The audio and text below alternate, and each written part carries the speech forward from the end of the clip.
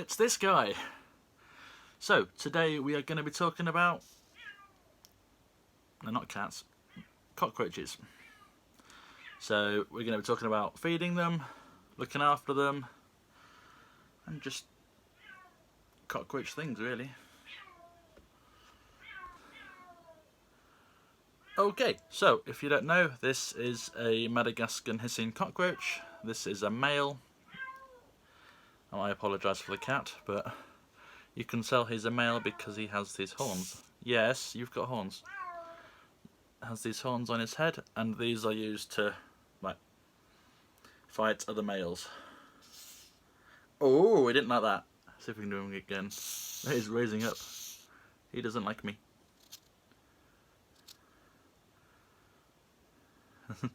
So I'll pop him back in a minute. But these make good feeders for animals. My tarantulas, my frog and my bearded dragon I've fed on these. Probably not one this size as it's quite a large one, but smaller ones. And if I ever have too many adults, I'll sell them just so other people can have some, really. Yeah. But they're completely harmless, they can't hurt you. All they'll really do is hiss at you, so. But yeah, about it. Let's get another one. Okay, what you just saw was an adult male. And this, oh, come back. Stay still. No, come back, come here, come here, come here, come here, come here. You're going to be a bit quick today, aren't you? Slow down. No, come on. No, you're not allowed on the floor. Come back. There you go. Oh, God. This one does not want to hang around. But it has a good reason.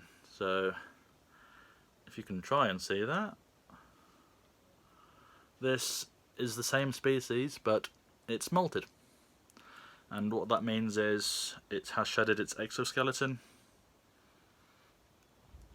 So it's left with this white, and it's quite soft, so it's not always recommended to handle these at this moment. I know I'm saying that while I'm doing it, but don't do it. You know, because you can damage them, but they are quite hardy animals, so they're not too bad. But at this age they don't hiss. It's only when they get old enough. So we're going to pop you back. In you go. So yeah, I also breed dubia roaches and currently have red runners. The red runners aren't breeding yet, but hopefully soon we'll get some nymphs. Okay, so as you can see, I've got my cockroaches next to me for video work purposes. So this is what my hissing roaches are in, and it's just a sliding roof with, it's all mesh with glass sides and bottom.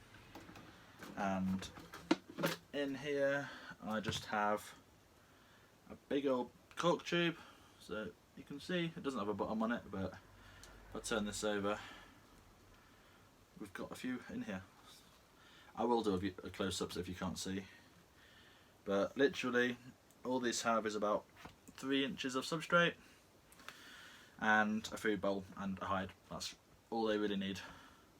I've got a big red egg carton here that was just left in, but normally the smaller ones hang around on that as the big ones take over the bigger bit, but I am getting them more. I'm just waiting on the order. So yeah, I'm going to bring the camera so you can see. Okay, this is just the aerial view, so again I'm going to flip this over, and as you can see there's that white one again, but we've got quite a few in here. I counted a few weeks ago and I had about 30-ish. So I normally only change the substrate every 2-3 weeks because it's not needed that often, really. Okay, so we've got cork bark as a hide and we've got a food bowl. That's pretty much it. I offer dog food all the time. This is just for protein, and on occasion they do get calcium dust sprinkled on their veg. This just helps with calcium, keeps their shells hard, because Hello. This one here's a female, if you can see. She doesn't have any horns on her head. Let's see if I can... There we go. So, yeah, if she was a male, she'd have horns just here. Like this big boy. Try and find him. Another fact as well, if you look at his antennae, they're more feathery. Like the hairs are longer, if that makes sense. Now if we go to the female, they're more thinner, if that's what you'd like to say. And the reason for this is, when she's ready to breed, she will release a pheromone, very similar to butterflies. And all these hairs on his antenna allow him to pick up these pheromones in the air, and then he can go find her to breed. Okay, so here are the rest of them. So as you can see, there's quite mixed different sizes in here, as I have just left them all together to get on with it, basically, to breed. But if you see this female here, the very round one, she looks pregnant to me because she's quite round. So same with this one, she could well be pregnant. So these are all the babies. I can't see any really small ones at the moment, but I will have a look. And another thing, if you are considering getting some of these, just make sure your tank or tub is escape proof, because these are very good at escaping. I sometimes find tiny babies in the room, so something to bear in mind there. I would recommend one of these tubs. They are pretty good, to be fair. You can keep a heat pad under them and they regulate heat well, and all being all mesh, all the air can come out, so it's not always too hot in there for them. The mesh is very thin, so nymphs can't get out, but like I say, sometimes if you don't close the door properly or something, then you know. But another good feature of this latch door is you have to lift it up to open it, so without that it's not going to go anywhere, so it's fairly secure. Okay, for breeding I literally just give them a heat pad, offer them food all the time, and just let them get on with it. Without the proper heat they will not breed, as they need to be warm. So these have a heat pad on all the time. In the summertime, if it's really hot, like earlier this year we had that big heat wave, so then it was off because it was far too warm even for these guys. So during that time as well, I'd recommend spraying them with some water, just to help with their humidity and just so they don't dehydrate, because these can dehydrate. Now this time of year when it's cold, we are in November sort of time, so I wouldn't spray these as it's more humid and it's colder. My niece is outside if you can hear her. And yeah, like I say, just in the summer if it's really hot, give them a good old spray over. You don't want it soaking, just have drips over the sides. I will wet this as well, just so it's damp for them to lick on. And this would be taken out as cardboard and water doesn't really mix.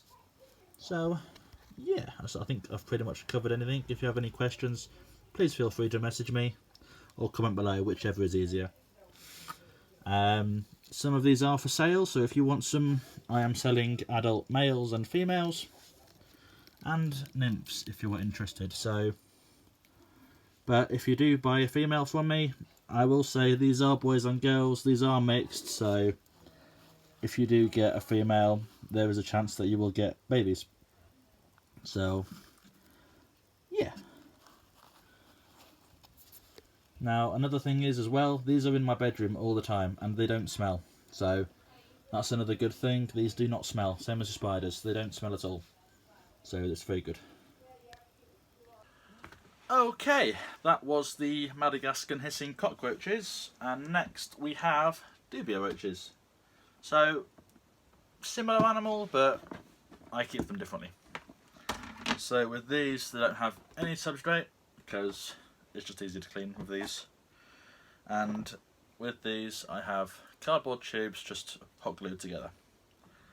Now, you probably can't see, but this is rammed full, so I'm just going to put it down.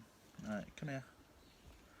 Now these are much faster, so if you're going to handle them, just be careful because they will run away.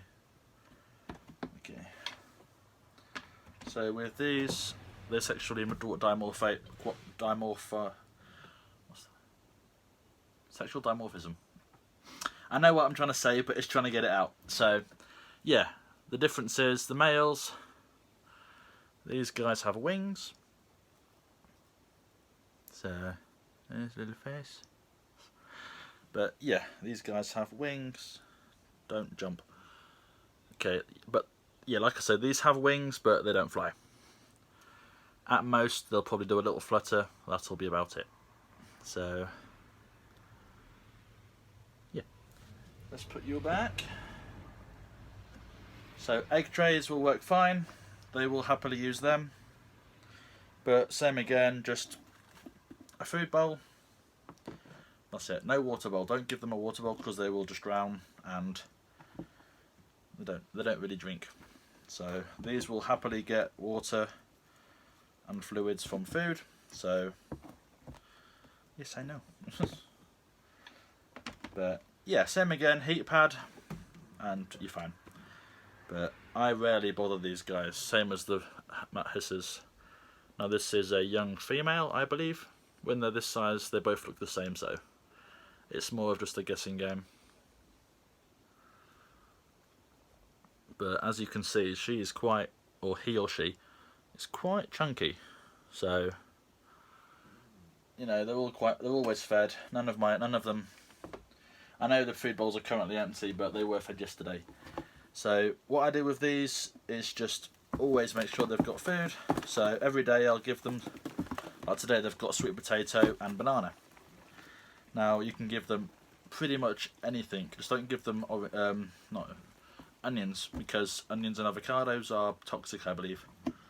But if you're like me and you're not sure, just have a Google. That's normally what I do. You can find whole diet sheets of what to feed them and what not to feed them, so you can't really go wrong. So I'm just going to grab one of these at the bottom. Oh no, that's a better one. Come on, grab that one. Okay.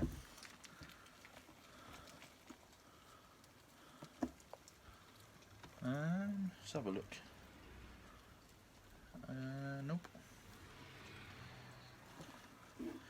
Ah, there we go. Okay. So, if you see something like this in the bottom of the tub, don't worry, your cockroaches haven't died. It's just molted again. So, same as the hissers, they will molt their skin to grow, and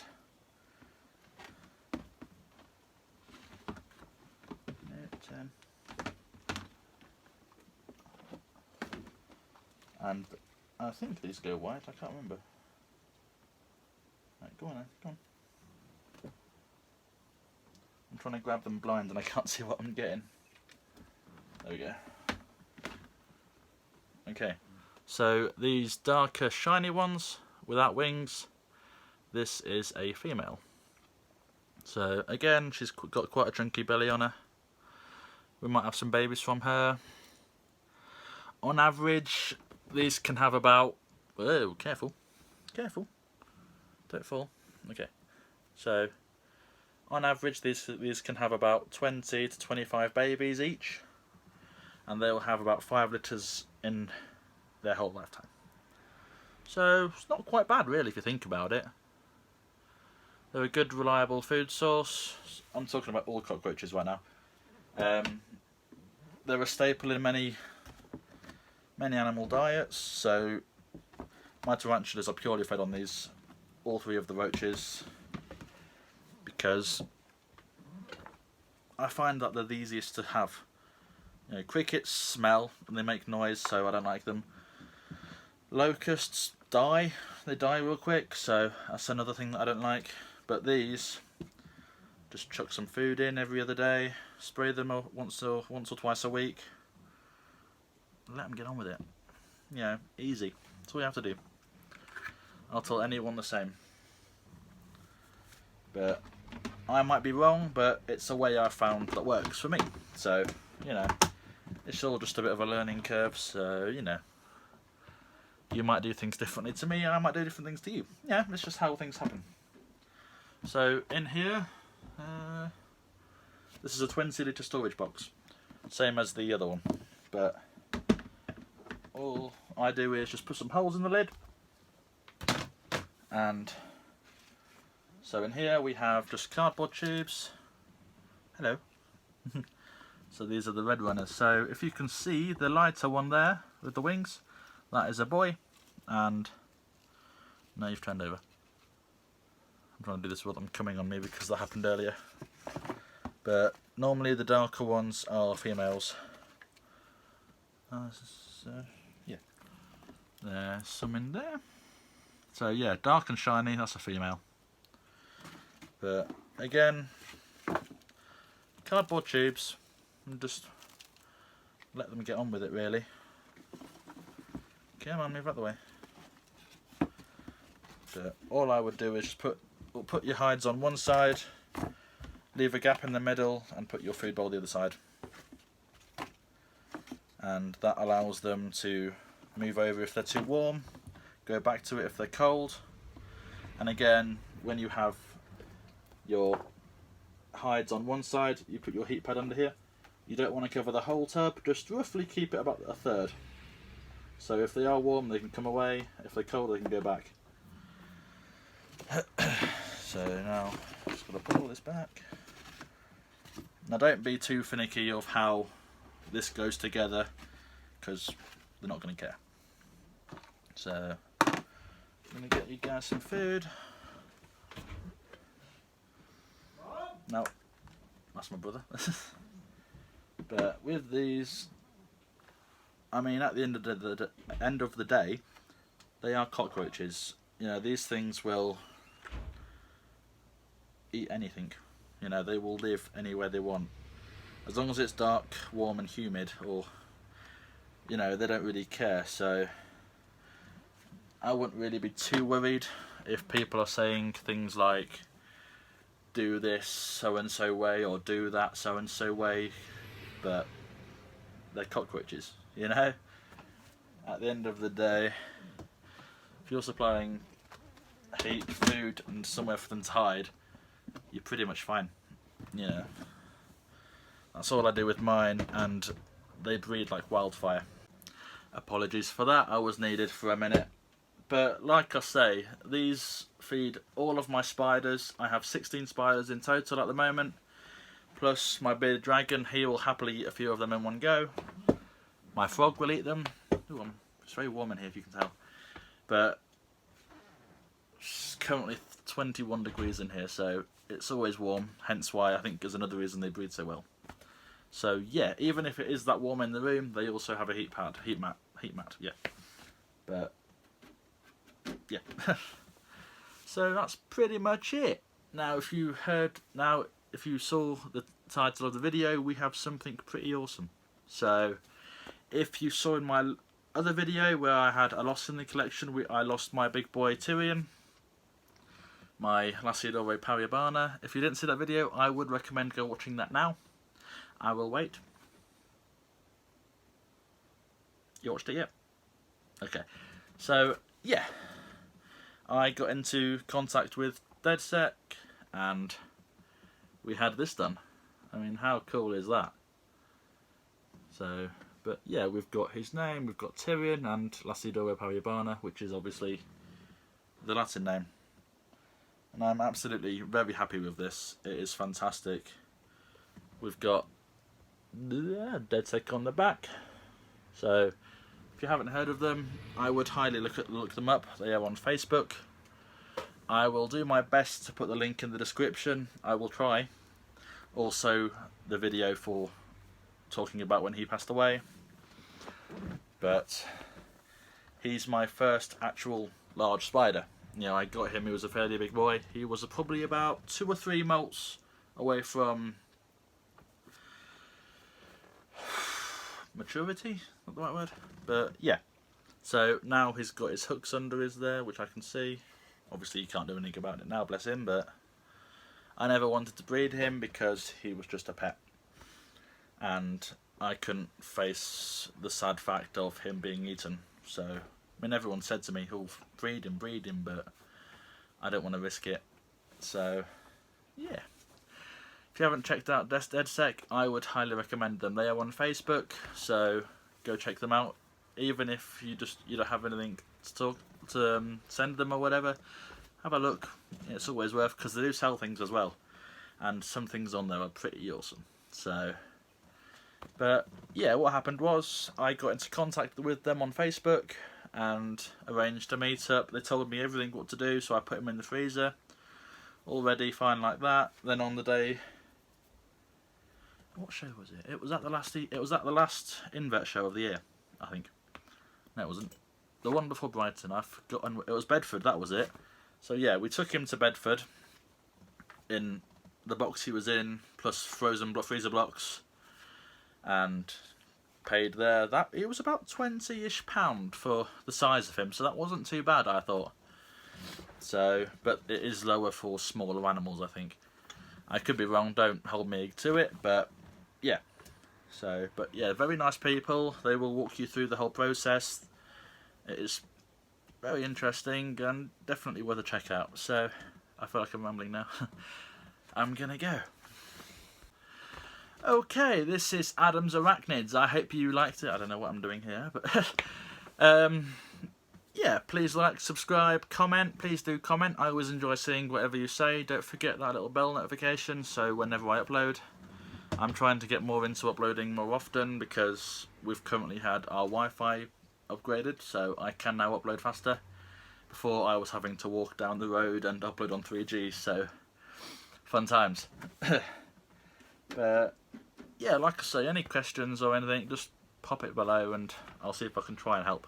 I'm no expert, but yeah, I'll try and help if I can. So, thank you.